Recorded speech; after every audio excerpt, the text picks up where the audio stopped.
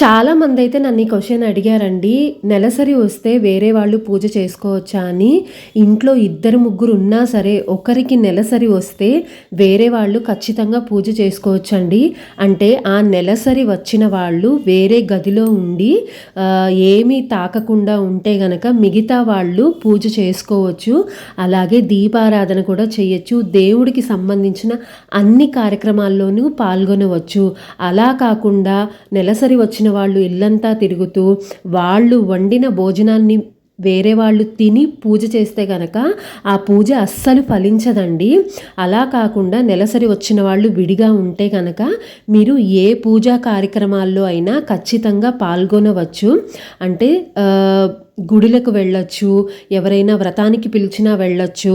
అలా మిగతా వాళ్ళు ఖచ్చితంగా చేసుకోవచ్చండి. అందులో ఎలాంటి దోషం కానీ ఎలాంటి తప్పు కానీ లేదు.